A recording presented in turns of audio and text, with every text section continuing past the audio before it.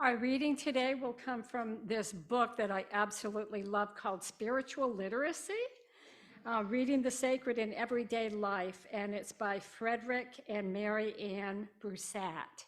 And it's a collection of short, little inspirational things. And the reading will be from Bettina Vitale and A Taste of Heaven and Earth. Brother Lawrence, a 17th century Christian monk, is known for viewing cooking as a way of practicing the presence of God. Of his kitchen, he writes, "The time of business does not with me differ from the time of prayer. And in the noise and clatter of my kitchen, while several persons are calling for different things, I possess God in as great tranquility as if I were upon my knees at the Blessed Sacrament." Cookbook author Bettina Vitale also views the kitchen as a sacred place.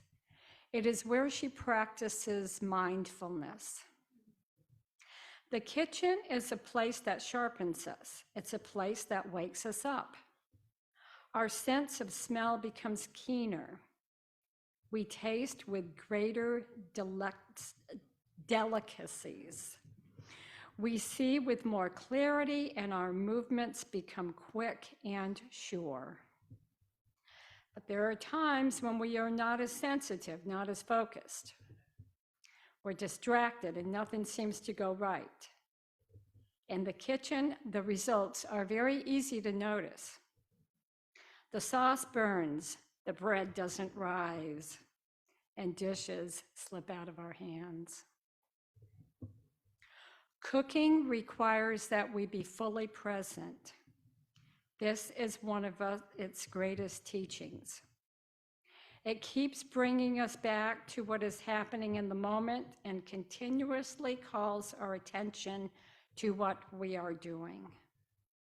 We smell when the cake is ready to come out of the oven, and we taste when the soup is almost done to perfection.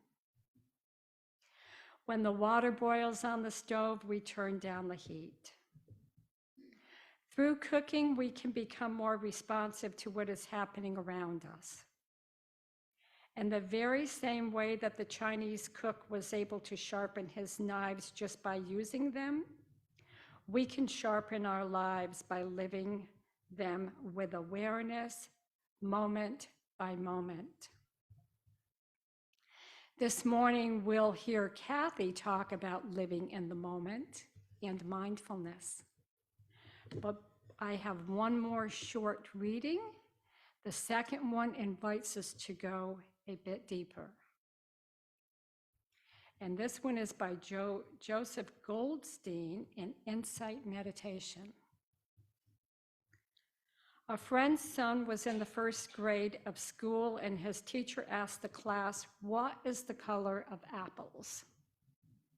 Most of the children answered red, and a few said green. Kevin raised his hand and said white.